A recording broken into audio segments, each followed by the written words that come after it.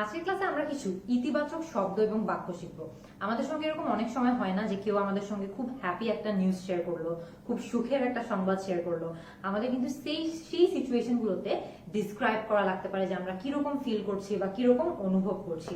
তো এই কারণে আমরা আজকের ক্লাসে শিখবো যে কিভাবে এই ধরনের পজিটিভ ইমোশন গুলা বা এই যে আমরা খুবই ভালো ভালো ফিল করছি বা খুব ভালো লাগছে কিছু একটা শুনে, এই ইমোশন গুলো নিয়েও কিভাবে আমরা ইংলিশে কথা বলতে পারি।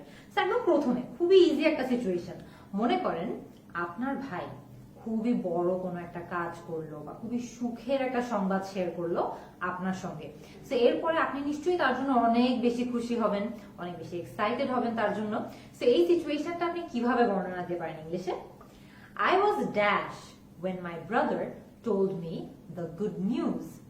I was elated when my brother told me the good news. Elated মানে কি? অনেক হ্যাপি বা অনেক খুশি।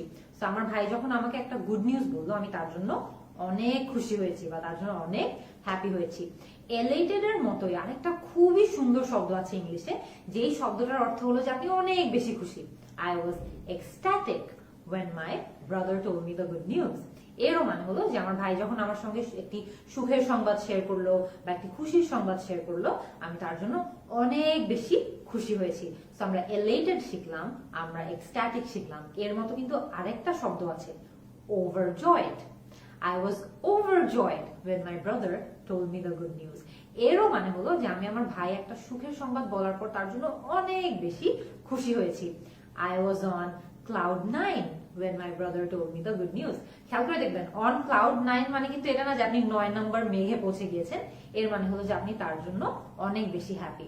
on cloud 9 কিন্তু একটা ইংরেজি বাগধারাও। সো নেক্সট টাইম আপনি যখন এই ইমোশনটা প্রকাশ করতে চাইবেন যে কেউ একজন একটা কিছু আপনার সঙ্গে শেয়ার করলো এবং আপনি তাদের জন্য অনেক বেশি খুশি, তাদের জন্য অনেক বেশি হ্যাপি, তখন কিন্তু elated, ecstatic, overjoyed, on cloud 9 এই ধরনের বাক্যগুলো বা এই ধরনের ইডিয়মগুলো আপনি খুবই সহজে বলতে পারবেন বা ইউজ করতে পারবেন।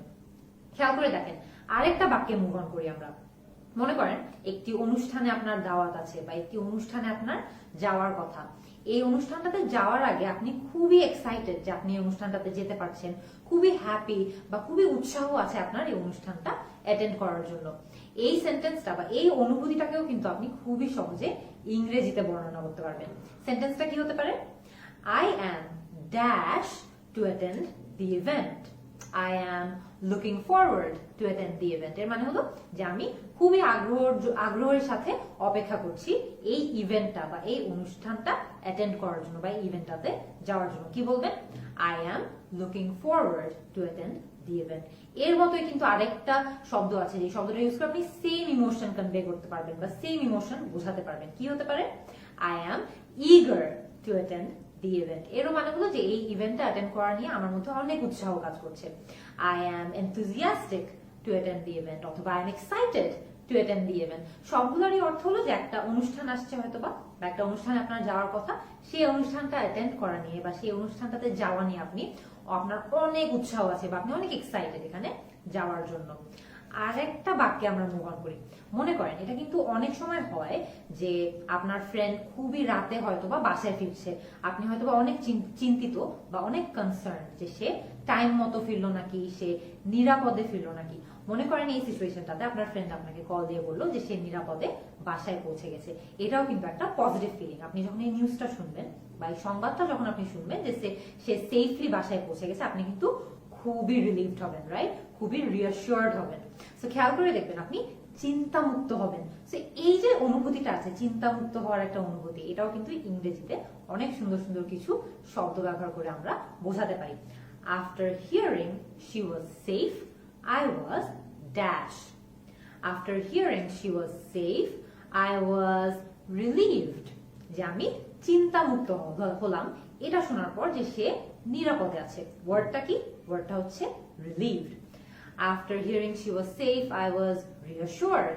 এরও মানে হলো যে সে নিরাপদে আছে এটা জেনে আমি চিন্তামুক্ত হলাম। আমরা রিলিভড বলতে পারি, আমরা রিঅ্যাসিওরড বলতে পারি, আমরা আরেকটু সহজ বাক্য ইউজ করতে চাইলে, একটা সহজ শব্দ ইউজ করতে চাইলে আমরা এটাও বলতে পারি after hearing she was safe I was happy.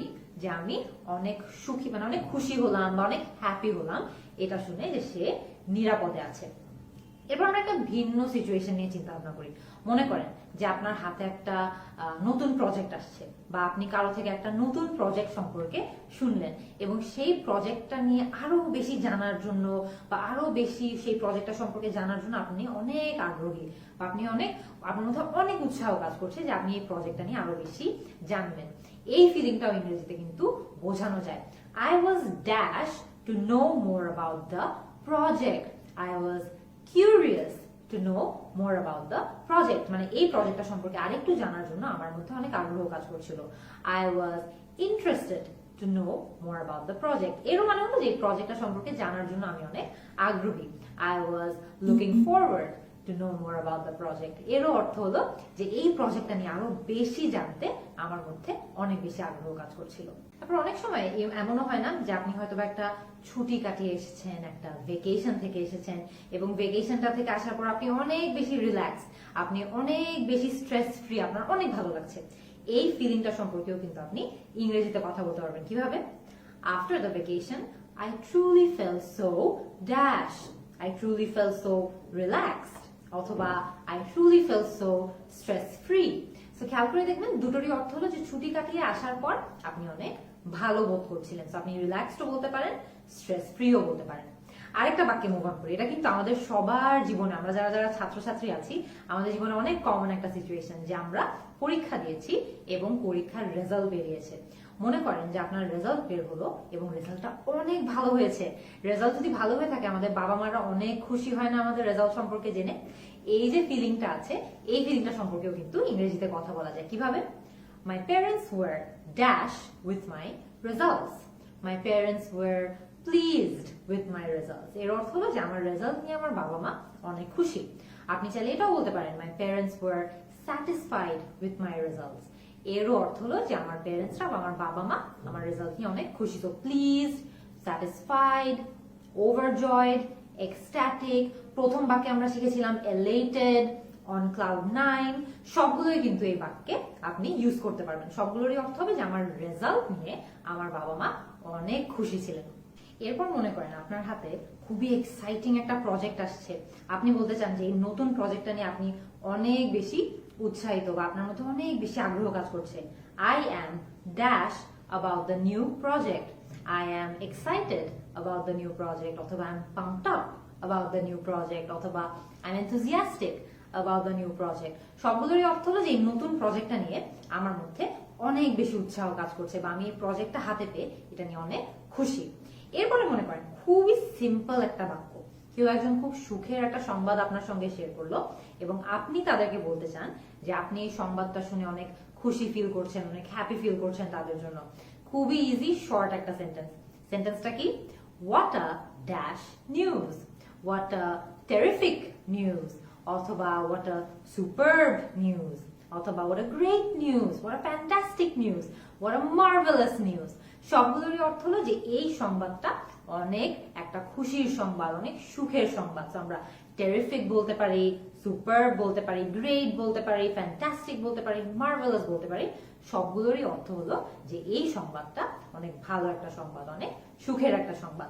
তো আজকে কিন্তু আমরা অনেকগুলো শব্দ শিখেছি, অনেকগুলো ভোকাবুলারি শিখেছি, অনেকগুলো বাক্য শিখেছি, যেগুলো যখন আমরা ইউজ করব আমরা কিন্তু আমাদের পজিটিভ যে ইমোশন গুলো আছে, ইতিবাচক যে অনুভূতি গুলো আছে বা ফিলিং গুলো আছে বা আবেগ গুলো আছে, সেগুলো নিয়ে কথাবার্তা বলতে পারবো এই ভোকাবুলারি গুলো ইউজ করে বা এই সেন্টেন্স গুলো ইউজ করে।